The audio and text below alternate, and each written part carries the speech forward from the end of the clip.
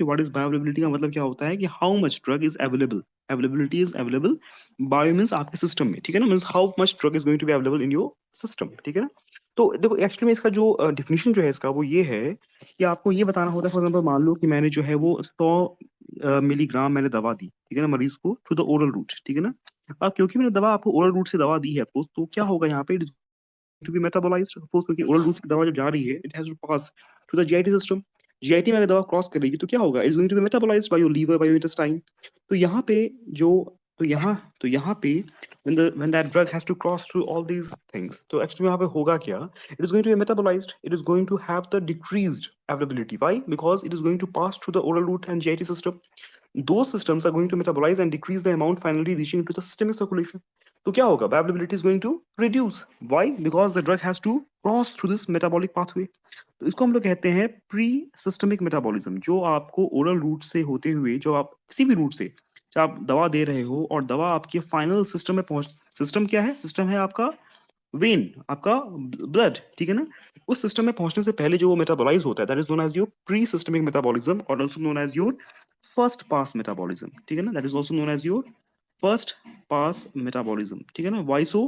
Because the thing is that यहाँ पे जो दवा जो है वो आपको सिस्टम में आने से पहले, system is your blood, is your when, ठीक है ना, उसमें आने से पहले जो दवा मेटाबोलाइज हो रही है that is known as your pre systemic metabolism. Of course जो भी अगर आप ओरल रूट से दोगे, ओरल रूट से मेटाबॉलिज्म थोड़ा ज्यादा होगा, क्यों, क्योंकि it has to cross a long pathway, it has to cross your GIT, it has to cross your liver, all this metabolic things, finally reach to your systemic circulation. जबकि अगर मान लो मैंने इंट्रावेनस दिया तो क्या होगा, आई am just reaching into the when, I am just reaching into the when directly, तो वहां पे आपका प्री सिस्टमिक मेटाबॉलिज्म होगा ही नहीं, बिकॉज वहां पे हमने कुछ छोड़ा ही नहीं, I am just into the veins. तो इस तरीके से जो आपका इंट्रावेनस रूट होगा that is having the highest, that is having your 100% bioavailability as compare to your oral route, जिसमें बायोअवेलेबिलिटी ऑफ कोर्स कम होगी, 60%, 70%, 80%, ठीक है ना। बहुत ही कम ही ऐसे ड्रग्स होते हैं जिसका ओरल के थ्रू, बस एक ही तो ड्रग्स हैं ऐसे जो उसमें कहा गया है थ्योरेटिकली कि आपके ओरल के थ्रू भी इसकी बायोअवेलेबिलिटी 100% होती है, दैट इज ए एक्सेप्शन, उसके बारे में बाद में बात करेंगे। बट आपको अभी क्या समझना है कि by the intravenous route it has got the 100% bioavailability, by the oral route the bioavailability is of course lesser as compare to your intravenous route, ठीक है ना। अब यहाँ पे हम लोग क्या देखना है, डिफिनीशन, डिफिनीशन क्या है बायोअवेलेबिलिटी का, कि फ्रैक्शन, फ्रैक्शन ऑफ क्या, फ्रैक्शन ऑफ क्या, फ्रैक्शन ऑफ कौन सा फ्रैक्शन, मैक्सिमम, मैक्स, ये आपको हमेशा बोलना है, maximum fraction of administered drug, ठीक है ना, जितना भी आप ड्रग देने वाले हो, maximum fraction of administered drug that reaches the, कहाँ पे, that reaches the systemic circulation, that reaches the systemic circulation, in which form it should be in unchanged form। ये बहुत इंपॉर्टेंट डेफिनेशन है जिसके बारे में वो हमेशा आपसे चाहे तो एमसीक्यू में पूछ लेते हैं या फिर आपके वाइवा में पूछ लेते हैं। Maximum amount of the drug, क्योंकि ऑफकोर्स अगर वो दवा मेटाबोलाइज हो गई, अगर उसने अपना रूप चेंज कर लिया, then that is not bioavailability. Bioavailability तब तक ही है कि जिस हिसाब से वो दवा हमने एडमिनिस्टर किया था वो उसी फॉर्म में पहुंचे सिस्टमिक सर्कुलेशन। अगर वो चेंज हो गई, अगर वो मेटाबोलाइज हो गई, then that is not bioavailability. It has to reach into the systemic circulation in the unchanged form. The amount and the form in which it has been administered, the जो भी इसका जो केमिकल कंपोजिशन था जिसमें इसको हमने administer किया है, in the same chemical composition it has to reach inside the systemic circulation, तभी ये आपका bioavailability है in the unchanged form, okay ना, that is known as your bioavailability, okay। मैंने बता दिया आपको ओरल के थ्रू क्या होता है, इंट्रावेनस के थ्रू क्या होता है, ठीक है ना।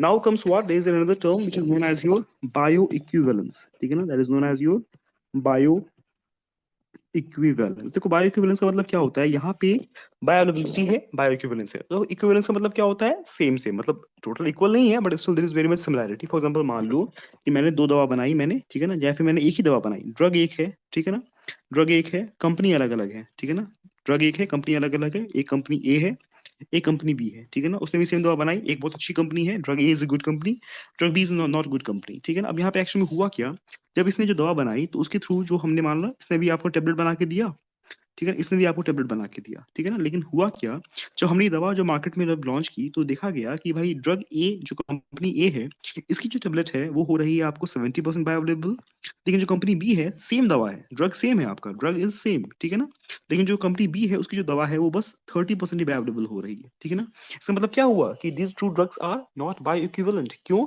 क्योंकि यहाँ पे जो है वो डिफरेंस है, किस चीज का डिफरेंस है, बायोअवेलेबिलिटी का। अब देखो बायोअवेलेबिलिटी जब होती है तो अगर कोई भी दवा आपके सिस्टम में अवेलेबल हो रही है, इसका मतलब क्या होगा, उसके अवेलेबल होने के लिए दो चीज होनी बहुत इंपॉर्टेंट है। वो क्या है? वो है आपका एब्जॉर्प्शन। जब तक वो एब्जॉर्ब नहीं होगी तब तक वो अवेलेबल नहीं हो पाएगी। तो बहुत इंपॉर्टेंट है आपकी दवा का आपके सिस्टम में एब्जॉर्ब होना। आपके सिस्टम में अवेलेबल तभी होगा जब वो एब्जॉर्ब होगा, ठीक है ना। इसलिए एब्जॉर्प्शन मैंने आपको पहले बताया, मैंने आपको बायोअवेलेबिलिटी बताने से पहले पहले मैंने आपको बताया एब्जॉर्प्शन, क्योंकि एब्जॉर्प्शन का बहुत ही बड़ा डिटर्मिनेशन है ओवर योर बायोअवेलेबिलिटी। अब एब्जॉर्प्शन में एक्चुअली में होता क्या है, मान लो कि भाई मैंने टेबलेट बनाया, टेबलेट मैंने एक ये बनाया, और कंपनी बी ने ये बनाया। कंपनी ए आपकी अच्छी कंपनी है, it is your top company. जो कंपनी बी है वो आपकी सेकंड नाम की है या फिर लो कंपनी है आपकी, ठीक है ना। अब देखो, दवा दोनों का टेबलेट फॉर्म में ही है, ठीक है ना। लेकिन हम आपने आपने पहले भी देखा होगा, मैंने बताया आपको, जब हम लोग टेबलेट बनाते हैं तो हम लोग क्या करते हैं, हम लोग उस टेबलेट को पाउडर फॉर्म को हम लोग किसी किसी के साथ मिलाते हैं, बाइंडर के साथ, रीजन के साथ उसको मिलाते हैं, ताकि कोई दवा जो है वो एक टेबलेट का फॉर्म ले सके। उसको हम कंप्रेस करते हैं, टेबलेट का रूप देते हैं और फिर उसको मार्केट में लॉन्च करते हैं। अगर हमने वहां दवा दी, ठीक है ना, तो ऑफकोर्स हम क्या चाहेंगे कि भाई अवेलेबल होने के लिए, बॉडी में जाने के लिए, जो भी टेबलेट आपने बनाया है, पहले वो क्या होना चाहिए, पहले वो डिसइंटीग्रेट होना चाहिए। मतलब मानो अगर हमने दवा बनाई और दवा जो है वो टूटी ही नहीं, दवा हमने ऐसे बनाया और दवा ऐसे के ऐसे ही आपके पॉटी के थ्रू बाहर निकल गई, मतलब क्या हुआ, दवा टूटा ही नहीं, दवा डिसइंटीग्रेट हुआ ही नहीं। तो जब दवा डिसइंटीग्रेट होगी ही नहीं तो क्या होगा, ऑफ कोर्स तो वो दवा एब्जॉर्ब ही नहीं होगी, वो दवा अवेलेबल होगी ही नहीं। तो सबसे पहले दवा को जो है वो उस बाइंडिंग से, उस रेजन्स की जो बाइंडिंग है उसे, उसको डिसइंटीग्रेट, खुलना बहुत जरूरी है। और फिर डिसइंटीग्रेट होने के बाद दूसरा पार्ट क्या है उसका, उसका फिर जो हमने पहला जो पढ़ा था आपका पोर्शन कौन सा, एक्वासोल्युबिलिटी, डिसोल्यूशन, ठीक है ना। तो ये दोनों फैक्टर्स जो होते हैं ना बहुत इंपॉर्टेंट होते हैं आपके बायोअवेलेबिलिटी ऑफ ए किसी भी, मतलब नॉर्मली हम यहाँ पे बात कर रहे हैं टेबलेट्स के बारे में बात कर रहे हैं। डिसइंटीग्रेशन एंड डिसोल्यूशन, ये दोनों चीजें बहुत इंपॉर्टेंट है, तभी जो दवा आपके लिए बायोअवेलेबल हो पाए, ठीक है ना। तो जो कंपनी में जो फर्क होता है, हम बोलते हैं ना अच्छी कंपनी है बुरी कंपनी है, वो क्यों होता है फर्क, क्योंकि वो डिपेंड करता है दवा की प्रोसेसिंग पे। आपकी दवा तो चलो ठीक ठीक है, दवा जो आपकी दोनों टेबलेट्स में 100 मिलीग्राम ही थी, दोनों कंपनियों में आपकी 100 मिलीग्राम की दवा थी, लेकिन फर्क कहाँ पे आ गया, फर्क आ गया बायोअवेलेबिलिटी की।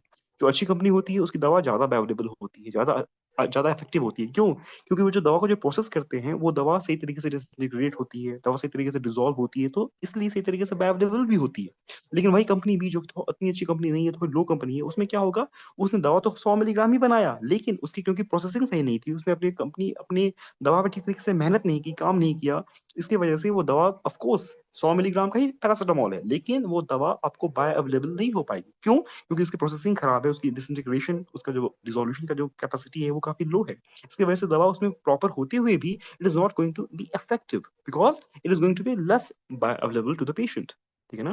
तो यही पे फर्क आ जाता है अच्छी कंपनी का और बुरी कंपनी का, ठीक है ना, how they process the drug, ठीक है ना। अब बात आती है भाई, तब आप बायो इक्विवेलेंस कब बोलोगे, देखो बायो इक्विवेलेंस हम लोग तब बोलते हैं नॉर्मली जब आपकी प्रिपरेशन में जो आपकी जो बायोअवेलेबिलिटी जो हो रही है उसमें जो डिफरेंस आ रहा है आपका, वो 10% से कम आ रहा है। मतलब मैं मान लो कि मैंने दो दवा बनाई, एक आपका 70% अवेलेबल है, एक आपका 30% अवेलेबल है, तो ये जो दोनों कंपोजिशन जो आपके हो गए, ये आपका बायो इक्विवेलेंट नहीं है, ये आपका बायो इक्विवेलेंट नहीं है। वही मान लो अगर मैंने एक 70 बनाया, एक 70% बायोअवेलेबल है, एक 60% बायोअवेलेबल है, तो क्योंकि यहाँ पे जो डिफरेंस जो है वो 10% या उससे कम होना चाहिए अगर डिफरेंस, तब हम लोग उसको बोलते हैं इट इज बायो इक्विवेलेंट। क्योंकि यहाँ पे जो दोनों बायोअवेलेबिलिटीज जो है आपकी, वो आपको उसका जो डिफरेंस है आपको आ रहा है वो 10% से या उससे कम आ रहा है, then it known as your bio equivalent preparation, ठीक है ना। तो ये याद रखना कि बायो इक्विवेलेंट का मतलब क्या होता है, और बायो इक्विवेलेंट को डिटरमाइन करने की जो प्रॉपर्टीज